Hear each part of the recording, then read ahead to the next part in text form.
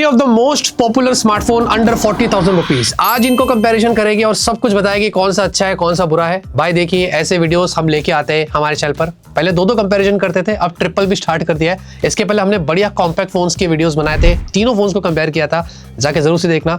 इस वाले वीडियो पर भी भाई खूब सारा प्यार दीजिए। जेन्युइन फेयर तरीके से हमारे कंपैरिजन रिव्यूज होते हैं। लाइक शेयर सपोर्ट सब्सक्राइब कर लेना अगर आपने नहीं किया है, और कमेंट में जरूर बताना कि तीनों में से आप कौन सा पिक करेंगे। लेकिन उससे पहले मैं ही आपको बता दूंगा। पहले यहाँ पर अगर डिस्प्ले की बात करेंगे तो भाई देखिए तीनों में डिस्प्ले साइज में थोड़ा सा फर्क है। हावेवर नोट 6 इन दोनों से थोड़ा सा छोटा है 6.7 इंच, लेकिन X8 Pro और 4a Pro जो है वो आपको 6.83 इंच की सेम साइज पर मिलते हैं। तीनों में 1.5 के रेजोल्यूशन, तीनों ही एमोलेड है, और तीनों के बेजल्स भी जो है ना मुझे इक्वली अच्छे लगे थे।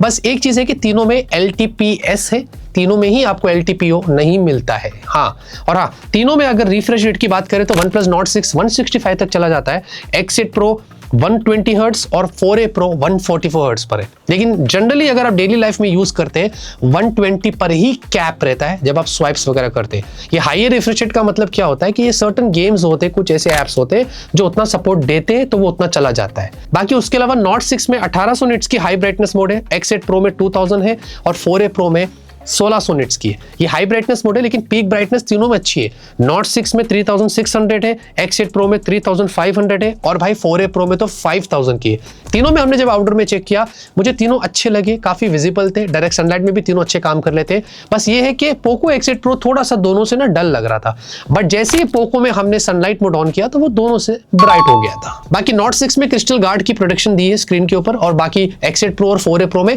गोरिल्ला ग्लास 7i की प्रोटेक्शन आपको मिल जाती है। बाय द वे तीनों में नेटफ्लिक्स में आपको HDR कंटेंट मिल जाता है स्पेशल ऑडियो के साथ। YouTube पर भी आप HDR कंटेंट देख सकते हैं। हमने जितने भी वीडियोस वगैरह देखे तीनों में हमें जैसे कोई प्रॉब्लम नहीं हुआ, काफी पंची और विविड लगते हैं। और हाँ, तीनों में अगर रेजोल्यूशन की बात करें तो भाई OnePlus में आपको ऑप्शन मिलता है चेंज करने के लिए, आप अपने हिसाब से लोअर रेजोल्यूशन सेट कर सकते हैं, जबकि पोको और नथिंग में आपको वो ऑप्शन नहीं मिलता है।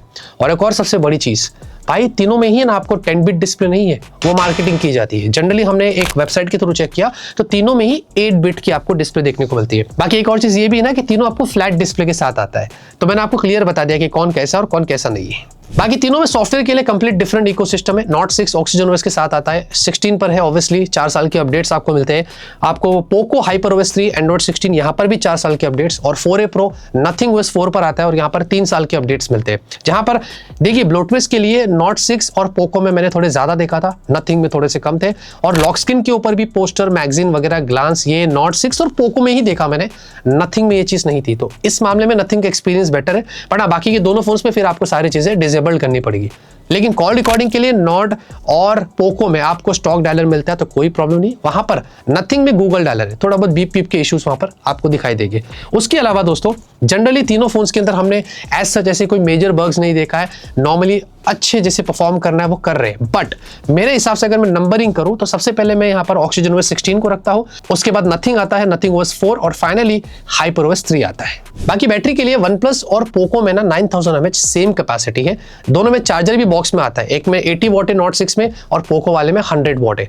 लेकिन नथिंग फोन 4a Pro में क्या है, 5400 mAh की बैटरी है और चार्जर भी बॉक्स में नहीं है। 50 वॉट का सपोर्ट दिया है, लेकिन चार्जर कहाँ है भाई, अलग से खर्चा करना पड़ेगा उसके लिए। एनीवेज चार्जिंग के लिए भाई देखिए OnePlus वाला 1.5 घंटे में चार्ज हो जाता है, थोड़ा सा समय लेता है, और उसके बाद पोको वाला थोड़ा जल्दी हो जाता है, वो अराउंड 1.25 घंटे के करीब आ जाता है, और नथिंग वाला भी अराउंड 1.25 घंटे के करीब आ जाता है।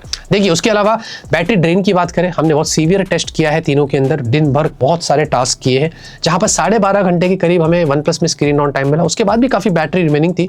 पोको वाले में उससे थोड़ा ज्यादा मिला, 12 आवर 44 मिनट्स के आसपास, इसमें भी काफी बैटरी रिमेनिंग थी। एंड देन उसके अलावा दोस्तों नथिंग में सबसे लास्ट अराउंड 9 घंटे के करीब जो है वो स्क्रीन ऑन टाइम था। ये बनता भी क्योंकि बैटरी कैपेसिटी भी कम है। हावेवर इससे ये पता चलता है कि अगर आप OnePlus और पोको में नॉर्मल टास्क मिक्स यूज करते हैं तो ये 1.5 से 2 दिन बैकअप दे सकते हैं, जहां पर नथिंग में मुझे लगता है कि सिर्फ 1 दिन के करीब आपको बैकअप मिल सकता है। बाकी कैमरे के लिए भी बात करते हैं। Nord 6 में आपको 50 मेगापिक्सल सोनी LYT 600 वाला कैमरा है OIS के साथ, जो कि पुराना सेंसर है, लेकिन 4K 60 FPS आप शूट कर सकते हैं, और 8 मेगापिक्सल का ultra wide, but there is no telephoto, ये आपको पता होना चाहिए। उसके अलावा पोको में भी आपको 50 मेगापिक्सल का लाइट फ्यूजन 600 वाला सेंसर है विद OIS, और यहाँ पर भी आपको अल्ट्रा वाइड दिया गया है 8 मेगापिक्सल पिक्सल, और यहाँ पर भी आप 4K 60 FPS पे वीडियो शूट कर सकते हैं, but there is no telephoto. But nothing phone 4a Pro में आपको 50 मेगापिक्सल का Sony LYT 700C वाला सेंसर मिलता है, ये OIS के साथ भी आता है। एंड देन इसमें आपको अलग से एक 50 मेगापिक्सल का पेरिस्कोप सेंसर भी दिया है, जिसमें भी आपको OIS मिलता है और मैक्स 140 टाइम्स आप जूम कर सकते हैं। एंड देन उसके अलावा इसमें 8 मेगापिक्सल का अल्ट्रा वाइड भी दिया है, लेकिन यहाँ पर 4K 60 FPS नहीं है, यहाँ पर आपको 4K 30 FPS मिलता है। अच्छी बात यह कि इसमें आपको 4K HDR के साथ आता है, जो कि OnePlus और पोको में नहीं मिलता है।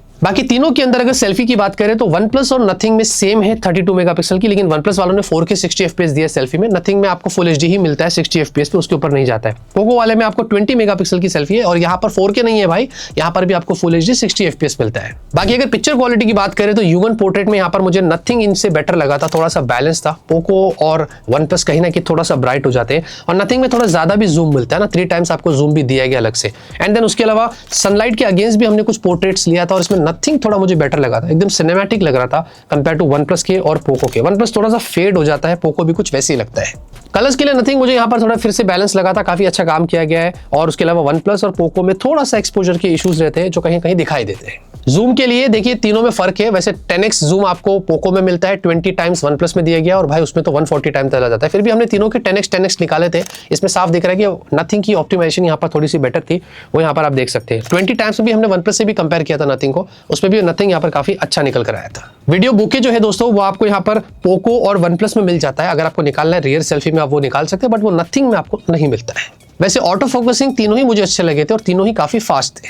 वीडियो क्वालिटी की अगर बात करें, रियर में स्टेबलाइजेशन की बात करें तो मुझे नथिंग थोड़ा बेटर लगा था, क्योंकि इसमें फ्लिकरिंग के इश्यूज थोड़ी कम थे। उसके बाद मैं सेकंड नंबर पे OnePlus कर रखूंगा, तीसरे पर पोको कर रखूंगा। लेकिन लाइट जो थी, एक्सपोजर था, वीडियो में तीनों ने बैलेंस रखा था। वीडियो जूमिंग भी अगर आप देखेंगे हमने तीनों में ट्राई किया है और मुझे इसमें भी नथिंग थोड़ा सा बेटर लगा था, काफी अच्छी क्वालिटी निकाल लेता है। सेल्फी पोर्ट्रेट तीनों मुझे यहाँ पर अच्छे लगे हैं, बट यहाँ पर एक चीज है कि अगेंस्ट सनलाइट में नथिंग ने यहाँ पर दोबारा अच्छा काम किया था, पोको ने थोड़ा मैनेज किया, लेकिन OnePlus वाला थोड़ा डार्क हो जाता है। बाकी तीनों के जो सेल्फी वीडियोस थे वो अच्छे निकल कर आए थे, बस सेल्फी में कहीं ना कहीं एक्सपोजर के इश्यूज थे, डायनामिकली जितना खास नहीं लगा वीडियो के दौरान, वो तीनों में मुझे यहाँ पर दिखाई दिया था। नाइट में दोस्तों यहाँ पर वही सेम चीज थी कि नथिंग वाले ने नाइट में भी काफी अच्छा काम किया था, बैलेंस था यहाँ पर। OnePlus वाला थोड़ा वार्म हो जाता है और लेकिन थोड़ा आर्टिफिशियल भी लगता है, ऐसा लगता है कि कॉपी पेस्ट किया गया है फोटो को, जो साफ दिखाई दे रहा है। एंड देन पोको वाला भी मुझे ठीक ठीक लगा था, क्योंकि उसकी फोटोज में कहीं ना कहीं नॉइस थे।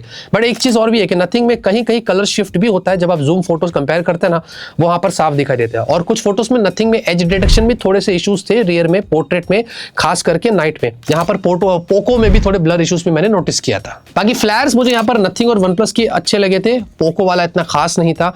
इनफैक्ट घोस्टिंग भी तीनों में यहाँ पर थी, बट नथिंग में थोड़े से कम थे। नाइट जूम में भी आप देखेंगे साफ नथिंग मुझे यहाँ पर बेटर लगा था कंपेयर टू OnePlus और पोको के, क्योंकि उनमें नॉइस और घोस्टिंग जो थी ना वो दिखाई दे रही थी। रियर वीडियो तीनों ही मुझे यहाँ पर ठीक लगे हैं, थोड़ी बहुत घोस्टिंग मुझे तीनों में दिखाई दी नाइट में, और फ्लिकरिंग के इश्यूज भी थे। OnePlus वाला ना कभी कभी वार्म भी हो जाता है। सेल्फी फोटोज तीनों के नाइट में मुझे अच्छे लगे थे, लेकिन ओवरऑल OnePlus मुझे यहाँ पर बेटर लगा। OnePlus वाला भी अच्छा है, बट पोको में थोड़े से एज डिटेक्शन के इश्यूज हो जाते हैं। और हमने थोड़ा डार्क कैंडल में भी जाके सेल्फी लिया था नाइट में, आप देखेंगे नथिंग थोड़ा बेटर निकल कर आया था। उसके बाद OnePlus और फिर पोको, थोड़ा बहुत ब्लरी इश्यूज हो जाता है पोको में। और सेल्फी वीडियो नाइट में बात करें तो तीनों में ही मुझे लगता है कि काम की जरूरत है, तीनों में ब्रांड्स को इंप्रूव कर सकती है फ्लिकरिंग की और घोस्टिंग के इश्यूज से। फिर भी इनमें कंपेयर करूं तो नथिंग मुझे थोड़ा सा बेटर लगा था। फिर भी गूगल ड्राइव की लिंक डिस्क्रिप्शन में दिया, आप जाके चेक कर सकते हैं। बट एक कंक्लूजन में मैं साफ बात करूंगा कैमरे को लेकर, मुझे OnePlus और पोको के कंपेयर में नथिंग की फोटोज ना डे और नाइट में थोड़े बेटर लगे थे। बाकी परफॉर्मेंस के लिए OnePlus Nord 6 में Snapdragon 8s Gen 4 है, X8 Pro Max के अंदर Dimensity 9500S मिलता है, और नथिंग फोन 4a Pro में Snapdragon 7 Gen 4 है। अगर आप देखोगे कि पोको और OnePlus में फ्लैगशिप लेवल की चिपसेट दी गई है, जबकि नथिंग में ऐसा नहीं है, उन्होंने आपको एक मिड रेंज टाइप की, अपर मिड रेंज टाइप की चिपसेट प्रोवाइड करी है। बाकी तीनों में आपको LPDDR5X दिया गया है, पोको में वैसे LPDDR5X Ultra आपको मिलता है, लेकिन स्टोरेज के लिए Nord 6 और पोको में UFS 4.1 है, जबकि नथिंग फोन 4a Pro में आपको UFS 3.1 मिलता है। बट एक और चीज ये भी है कि नॉर्ड में आपको कोई VC कूलिंग नहीं है, ऑफिशियली कोई बात नहीं करी, जबकि पोको और 4a Pro में आपको VC कूलिंग मिल जाती है। बाकी बेंचमार्क्स में भी साफ है, Nord 6 और पोको देखेंगे 2 मिलियन के ऊपर आपको मिलते हैं, और ऑब्वियसली 7 Gen 4 इतना पावरफुल नहीं है, तो वो आपको 1.4 मिलियन के आसपास मिलता है। और इस मामले में तीनों ही फोन जो वो ज्यादा हीट नहीं हुए थे। ऑब्वियसली नथिंग में ज्यादा इतना पावर नहीं ले रहा है ना, तो वो इतना ज्यादा हीट नहीं हुआ था। वो इन तीनों के मामले में थर्मल्स उसके ज्यादा अच्छे थे। बाकी CPU थ्रोटल जब हमने किया तो पोको वाला सबसे ज्यादा हीट हो गया था, 50 के ऊपर चला गया था। OnePlus और नथिंग वाले थोड़ा मेंटेन थे, फिर भी नथिंग वाला अराउंड 47 तक चला गया था। एंड देन 3D मार्क पे भी देखेंगे तो स्टेबली मुझे यहाँ पर तीनों के ठीक लगे थे, हालांकि नथिंग के थोड़े बेटर थे, बट यहाँ पर भी अगर आप देखोगे तो नथिंग वाला सबसे ज्यादा हिट हो गया था कंपेयर टू वन प्लस और पोको के। इससे ये पता चलता है कि बेंचमार्क्स के दौरान अगर आप तीनों फोन्स में प्रेशर डालते हैं, क्योंकि अलग अलग चिपसेट से, तो वो अपने हिसाब से ओवरहीट हो जाते हैं। और ये क्यों? क्योंकि ये नहीं सारे ही फोन्स होते हैं ये बेंचमार्क के टाइम पे, क्योंकि हम ज्यादा प्रेशर डालते हैं। लेकिन गेमिंग के वक्त ऐसा नहीं है। हमने यहाँ पर तीनों में जब गेम्स खेला तो BGMI में तीनों में आपको हायर FPS दिया गया है। जैसे कि सबसे बेटर वन प्लस निकल कर आया था, इसमें 165 FPS तक जाता है, और एवरेज FPS अगर आप देखेंगे तो ज्यादा थे कंपेयर टू पोको के और नथिंग के। हाउएवर पोको भी अच्छा था जो कि 100 के ऊपर ही था। सेम कॉल ऑफ ड्यूटी में अगर आप देखेंगे तो वन प्लस में और पोको में आपको बेटर देखने को मिलते हैं, 100 के ऊपर रहता है। वहां पर दोबारा नथिंग नीचे ही था 100 के। उसके अलावा अगर आप जेंशिन इंपैक्ट देखते हैं, वुदरिंग वेव्स देखते हैं, तो उसके अंदर भी जो एवरेज FPS थे वो आपको वन प्लस में और पोको में थोड़े से बेटर देखने को मिलते हैं। नथिंग थोड़ा ऊपर नीचे होता है। और रेड डेड रिडेम्पशन भी अगर आप देखोगे तो तीनों के एवरेज FPS मुझे यहाँ पर अच्छे लगे थे। एक और चीज ये भी ऐड करना चाहता हूँ कि तीनों में जब हमने गेम्स खेला था तो कोई भी ज्यादा ओवरहीट नहीं हो रहा था, बट हाँ वन प्लस वाला इनके कंपेयर में पोको और नथिंग के थोड़ा सा गर्म हो रहा था, जो 46 कभी कभी 48 तक भी जा रहा था। तो ये एक चीज है जो मुझे लगता है कहीं ना कहीं ब्रांड इसको फिक्स कर सकती है। बाकी तीनों में हमने मल्टीटास्किंग करके देखा है, स्मूथ चलते हैं, डेली लाइफ में काफी अच्छे से काम कर लेते हैं। अगर मैं थोड़ा बहुत अपनी फिजिकल टेस्ट की बात करूं तो सबसे कम टाइम यहाँ पर पोको ने लिया था 2 मिनट 7 सेकंड्स में। सारे टास्क कर लेता है, ऐप ओपन करके लोड भी कर देता है। एंड उसके बाद आता है वन प्लस जो कि around 2 minute 9 seconds, and then last में आता है नथिंग अराउंड 2 मिनट 23 सेकंड्स। लेकिन एक चीज मैं साफ बताता हूँ, तीनों ही फोन्स डेली लाइफ में इक्वली स्मूथ लगते हैं, वो सारे काम अच्छे से हैंडल कर लेते हैं। बाकी डिजाइन एंड फील की बात करें तो देखिए इसमें अगर आप मुझसे पूछते तो मुझे नथिंग वाला बेटर लगा है लुक एंड फील में। इसमें आपको एक अलग से डिस्प्ले भी दिया है पीछे की तरफ। चल एनीवेज जिसको यूज करना वो कर सकता है। एक छोटी सी रेड लाइट भी दिया है वीडियो रिकॉर्डिंग के लिए, वो हेल्प करता है थोड़ा सा। एनीवेज आप इसमें मेटल बिल्ड है, मेटल फ्रेम है, तो ये थोड़ा ज्यादा बेटर बिल्ड क्वालिटी के साथ आपको मिलता है। पोको में भी आपको फाइबर ग्लास से मेटल फ्रेम के साथ आता है, लेकिन वन प्लस वाला जो है ना वो पॉलीकार्बोनेट बैक और पॉलीकार्बोनेट फ्रेम्स के साथ आता है। तीनों में जो वेट और थिकनेस है वो 200 ग्राम्स के ऊपर है, और थिकनेस भी अराउंड 8 mm के करीब है तीनों ही। बट सैडली नथिंग में इतनी ज्यादा कैपेसिटी की बैटरी है नहीं, फिर भी इनके फोन्स ना काफी थिक फील होते हैं और काफी हैवी भी लगते हैं, ये मैंने पहले भी बताया था। बाकी वन प्लस में और नथिंग के अंदर आपको optical under display fingerprint sensor मिलता है, तो पोको वाले ने एक भलाई का काम किया, उसमें आपको अल्ट्रासोनिक फिंगरप्रिंट सेंसर मिलता है। बाकी तीनों में USB 2 वाले पोर्ट मिलते हैं अनफॉर्चुनेटली, लेकिन इसमें हमने जब फाइल ट्रांसफर करके ट्राई किया 2 GB के करीब थी, तो भाई नथिंग ने और वन प्लस ने काफी जल्दी कर दिया था 1 मिनट के करीब। हाउएवर अगर USB 3 होता तो और भी कम होता, बट सैडली पोको वाला पता नहीं 5 मिनट के करीब ले लिया। कैसे हो सकता है इतना टाइम? भाई क्या कर रहे हो? बाकी वन प्लस में और पोको में आपको अलग से आयर ब्लास्टर भी देखने को मिलता है। इनफैक्ट आपको वन प्लस में प्लस की भी दिया गया है और नथिंग में आपको एसेंशियल की भी मिलता है। अगर IP रेटिंग्स की बात करें तो वन प्लस में और पोको में दोनों में आपको IP69K है, लेकिन नथिंग में आपको IP65 मिलता है। तीनों के हैप्टिक्स भी मुझे अच्छे लगे, मुझे नथिंग का थोड़ा सा बेटर लगा था, बट ओवरऑल तीनों में जब हम day to day life use कर रहे थे, इनफैक्ट वन प्लस का भी हैप्टिक्स काफी अच्छा था। बाकी तीनों में आपको डुअल स्पीकर्स मिलते हैं, पोको वाला थोड़ा ज्यादा बेटर लगा था मुझे, उसके बाद वन प्लस आता है, उसके बाद नथिंग आता है।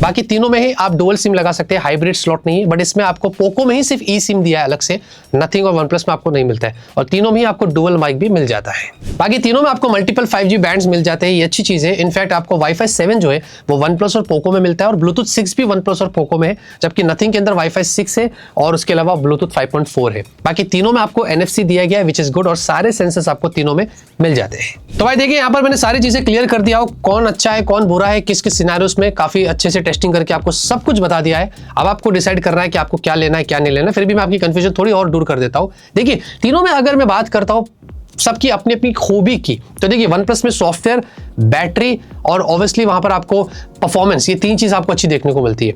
अगर पोको की बात करें तो आपको यहाँ पर परफॉर्मेंस और बैटरी, ये 2 चीज वहां पर अच्छी ज्यादा देखने को मिलती है। इनफैक्ट आपको नथिंग की बात करें तो वहां पर आपको जो है वो कैमरा, क्योंकि कैमरा मुझे दोनों से अच्छा लगा उसका, और सॉफ्टवेयर एक्सपीरियंस, तो आप अपने प्रेफरेंस के हिसाब से चूज कर सकते हैं। लेकिन अगर तीनों में से ज्यादा वैल्यू कौन देता है प्राइस के हिसाब से, तो वो वन प्लस देता है। नॉट 6 आपको 38,999 पर मिलता है, वो इन दोनों से कम प्राइस पर आता है 8,256, और वहां पर पोको वाला जो है ना वो सीधे 12,256 से आ रहा है, वो 42,999। अगर उसके 12,256 को वन प्लस नॉट 6 से कंपेयर करें तो वो 41,999 पर 1,000 और कम में मिल रहा है। इनफैक्ट नथिंग वाला सबसे एक्सपेंसिव जा रहा है, क्योंकि 8,128 ही मिल रहा है, वो आपको 39,999 मतलब 40,000 थे, एंड देन उसके भी हायर वेरिएंट्स आप देख सकते हैं। तो तीनों जो है वो आप अपने प्राइस और प्रेफरेंस के हिसाब से चूज कर सकते हैं, और मुझे इन तीनों के फोन के बारे में जो भी बताना था बता दिया, बट ज्यादा एक चीज मैं और भी ऐड करूंगा। तीनों ही फोन्स मुझे अच्छे लगे, काफी सॉलिड परफॉर्मेंस मिल रही है और काफी अच्छा काम कर रहे हैं, और अपनी अपनी जगह पर वो तीनों फोन अच्छे हैं। इतने इस वीडियो के अंदर दोस्तों, लाइक शेयर सपोर्ट सब्सक्राइब कर लिए। तब तक के लिए ऑलवेज कीप स्माइलिंग।